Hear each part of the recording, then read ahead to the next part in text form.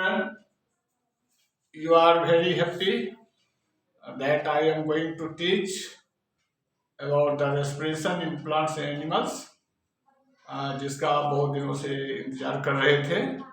आज मैं प्लांट के सबसे पहले प्लांट के बारे में बताऊंगा कि रेस्पिरेशन प्लांट्स में कैसे होता है, रेस्पिरेशन क्या चीज है, रेस्पिरेशन के बिना कोई भी लिविंग ऑर्गेनिज्म जिंदा नहीं रह सकता। तो सबसे पहले मैं बिना समय गवाए प्लांट रेस्पिरेशन में प्रवेश कर रहा हूँ। जिस तरह से जितने जीव जंतु हैं सभी को एनर्जी की आवश्यकता होती है, ठीक उसी तरह से पौधे को भी एनर्जी की आवश्यकता होती है, जिसके तहत जिस दरमियान पौधों में रेस्पिरेशन की प्रक्रिया होती रहती है। देखो, रेस्पिरेशन एक केमिकल प्रोसेस है जिसमें भोजन ब्रेकडाउन होता है, भोजन का ब्रेकडाउन होता है और ये एनर्जी को रिलीज करता है। इसको हम बोल सकते हैं the process of breaking down of the food with the release of energy and it is called respiration. देखो, प्लांट में रेस्पिरेशन की प्रक्रिया जो होती है, इसके लिए इसमें कोई स्पेसिफिक ऑर्गन नहीं है जीव जंतुओं के जैसा। ना तो इसमें कोई नॉस्ट्रिल है, ना नोज है, ना लंग्स है, ठीक है, ना विंड पाइप है।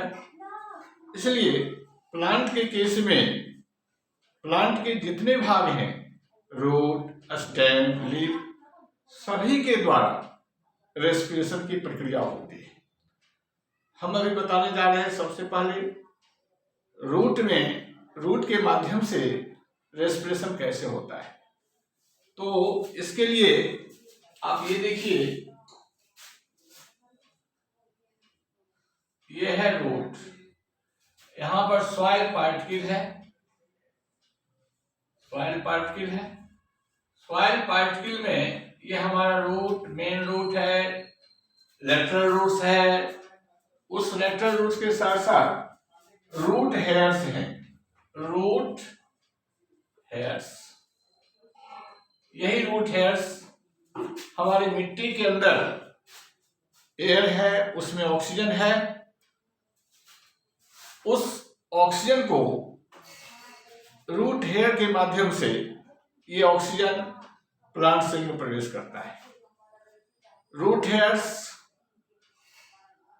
यानी oxygen diffuses from the air which is present in the soil particle and it goes into the epidermal cell, outcoming epidermal cell, that is the root hairs।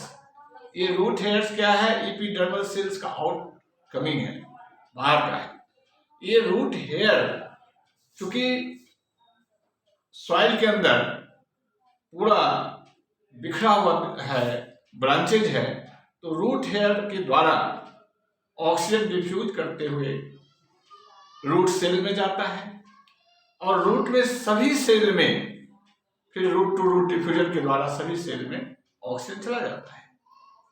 वहां पर सेल के अंदर भोजन है, उस भोजन का ब्रेकिंग डाउन होता है इस ऑक्सीजन की सहायता से, और ये कार्बन डाइऑक्साइड जो फिर सेल में बनते हैं, अब उसी माध्यम से, जिस माध्यम से डिफ्यूजन के रूट हेयर से प्रवेश किया, ठीक उसी माध्यम से सेल से रूट हेयर्स के द्वारा मिट्टी में कार्बन डाइऑक्साइड प्रवेश करता है। यानी रेस्पिरेशन में मुख्य रूप से हम दो चीज देखते हैं, एक्सचेंज ऑफ गैसेस। ऑक्सीजन जो रूट हेयर्स है उस ऑक्सीजन को हवा से अपने सेल में डाल देता है, फिर सेल के अंदर जो भोजन टूटता है उस ऑक्सीजन की सहायता से, और ये जो कार्बन डाइऑक्साइड बनता है पुनः रूट हेयर्स के माध्यम से कार्बन डाइऑक्साइड एयर में चला जाता है। इस तरह से हमारा सबसे पहला एक्सचेंज ऑफ गैसेस रूट के द्वारा जो होता है मिट्टी के अंदर जो हमारा रूट बिखरा हुआ है, रूट फैला हुआ है, वो रूट हेयर्स उस ऑक्सीजन को डिफ्यूजन के माध्यम से लेता है और फिर कार्बन डाइऑक्साइड उसी डिफ्यूजन के माध्यम से सेल्स के अंदर जो कार्बन डाइऑक्साइड बनते हैं रूट हेयर से बाहर निकलता है। तो यहाँ पर हम इस प्रक्रिया में दो गैस को देख रहे हैं जिसको हम रेस्पिरेटरी गैस कहेंगे। रेस्पिरेटरी गैस,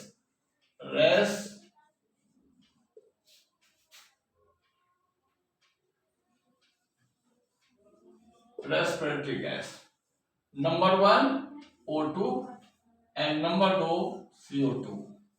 यही O2 और CO2 में एक्सचेंज होते रहता है। रेस्पिरेशन में ऑक्सीजन अंदर आता है, कार्बन डाइऑक्साइड बाहर निकलता है। तो ये रूट के माध्यम से हमने बताया। दूसरा है, हमने पहले ये भी कहा कि प्लांट के रूट, स्टेम, लीफ तीनों के द्वारा रेस्पिरेशन होता है। और प्लांट में जो रेस्पिरेशन होता है एनिमल की तुलना में थोड़ा इसका रेट स्लो है। और इस ऑक्सीजन को हमारे शरीर में, बॉडी में, एक सेल से दूसरे में, दूसरे सभी पूरे बॉडी पहुंचाने के लिए उसमें सिस्टम बना हुआ है जिसको हम लोग कहते हैं रेस्पिरेटरी सिस्टम। यहाँ पर कोई सिस्टम नहीं है। जो हमारा ऑक्सीजन अंदर आता है रूट हेयर्स के द्वारा, वो सीधे सेल में जाता है और सेल के अंदर एक सेल से दूसरे और दूसरे सेल से तीसरे, यानी रूट के अंदर जितने भी सेल हैं सभी सेल को ऑक्सीजन बाय डिफ्यूजन के द्वारा मिल जाता है। और उसी तरह से जो कार्बन डाइऑक्साइड बनते हैं, पुनः हायर कंसंट्रेशन से लोअर कंसंट्रेशन का सिद्धांत को अपनाते हुए सेल के अंदर जो कार्बन डाइऑक्साइड बनते हैं पुनः उस रूट हेयर के माध्यम से निकल जाते हैं। अब मैं दूसरा केस बताने जा रहा हूं जो स्टेम का केस है।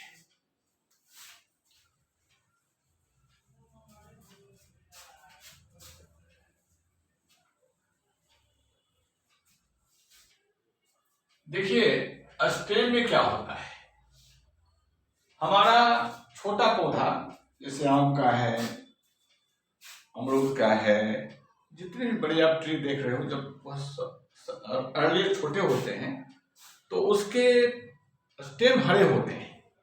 यानी जितने भी हरे पौधे, छोटे पौधे, खास करके जो हर्बेशियस प्लांट है, जो छोटे छोटे पौधे हैं जिसके स्टेम सॉफ्ट हैं, वुडी नहीं है, उसमें स्टोमाटा पाया जाता है।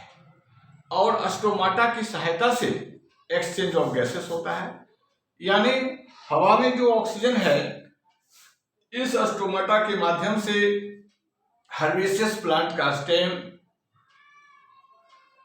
रिसीव करता है। इसमें डिफ्यूजन के माध्यम से हर्बेशियस प्लांट का स्टोमाटा के द्वारा अंदर आता है ऑक्सीजन, और पुनः उस हर्बेशियस प्लांट के स्टेम के जितने सेल हैं सभी को बाय डिफ्यूजन के द्वारा वो ऑक्सीजन अवेलेबल हो जाता है।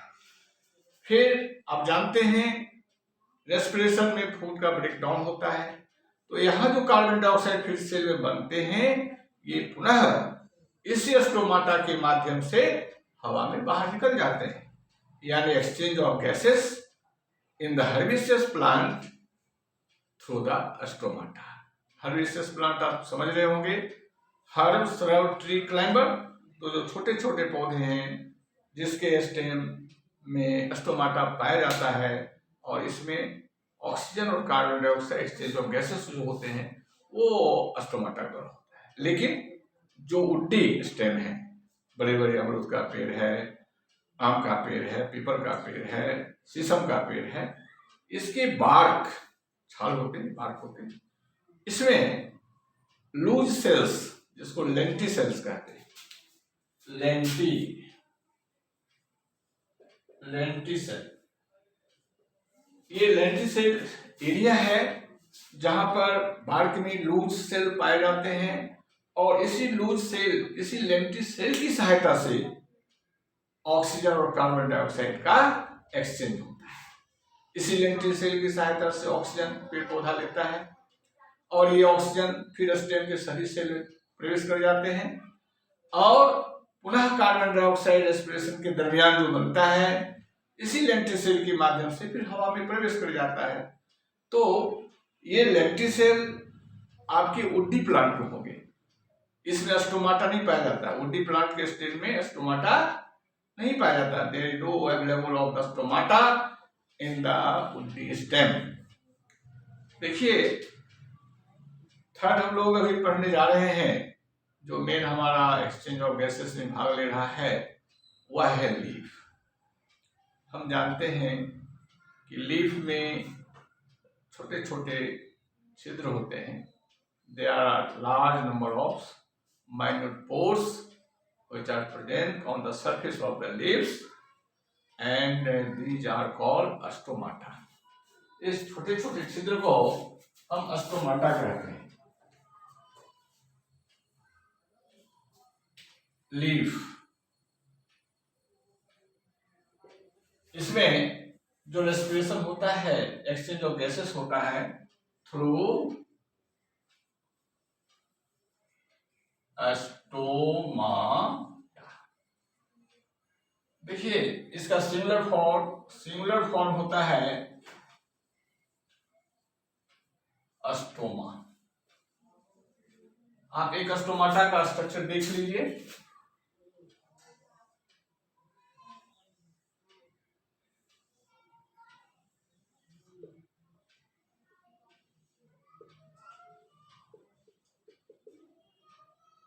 This is the stoma. इसको हम लोग गार्ड सेल बोलते हैं और इसके चारों तरफ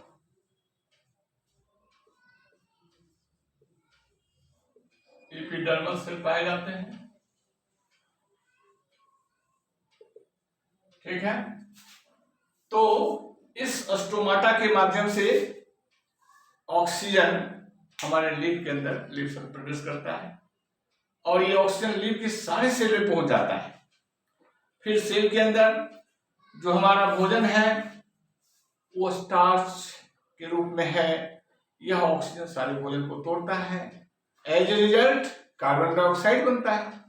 पुनः ये कार्बन डाइऑक्साइड स्टोमाटा के माध्यम से बाहर निकलना चाहता है, एक्सचेंज ऑफ गैसेस। लेकिन मैं ये कहना चाहूंगा कि दिन में पौधे में फोटोसिंथेसिस की प्रक्रिया होती है, उसके लिए इसे कार्बन डाइऑक्साइड की आवश्यकता होती है। जो ये हमारे रेस्पिरेशन के दरमियान, during respiration carbon dioxide produced and that carbon dioxide utilized by the leaves during photosynthesis. इसलिए दिन में हम लोग जो जानते हैं कि कार्बन डाइऑक्साइड दिन में पेड़ पौधे नहीं छोड़ते हैं, क्योंकि रेस्पिरेशन के दरमियान जो कार्बन डाइऑक्साइड बनता है, ये कार्बन डाइऑक्साइड पौधे के अंदर ही फोटोसिंथेसिस की प्रक्रिया में अप्लाई हो जाते हैं। तो फिर आप अगला देख रहे हैं कि जो फोटोसिंथेसिस होती है दिन में, उसमें कार्बन डाइऑक्साइड पौधे लेते हैं और फोटोसिंथेसिस के दरमियान ऑक्सीजन लिबरेट होता है, तो देह में ऑक्सीजन निकलता है, कार्बन डाइऑक्साइड पेड़ पौधे लेते हैं। लेकिन रेस्पिरेशन की प्रक्रिया पौधों में पत्तियों के द्वारा दिन में और रात में दोनों होती है। रात में केवल फोटोसिंथेसिस होती नहीं है, क्योंकि रात में लाइट है नहीं। फोटोसिंथेसिस के लिए आवश्यक है कि सनलाइट का होना जरूरी है। बिना सनलाइट का फोटोसिंथेसिस प्रक्रिया नहीं हो सकती। रात में केवल रेस्पिरेशन होता है, जिसमें स्टोमाटा के माध्यम से ऑक्सीजन प्रवेश करते हैं, भोजन टूटता है, कार्बन डाइऑक्साइड बनता है और स्टोमाटा से बाहर निकल जाते हैं। तो प्यारे बच्चों, अभी मैंने जो रेस्पिरेशन की प्रक्रिया आपको बताया, केवल प्लांट का बताया। तो इस प्लांट में एक बार इसको मैं रिकैप्चुलेट कर देता हूं। प्लांट में रेस्पिरेशन प्लांट के सभी भागों के द्वारा होता है, रूट के द्वारा, स्टेम के द्वारा, लीफ के द्वारा। रूट के द्वारा जो होता है रूट हेयर्स के माध्यम से होता है।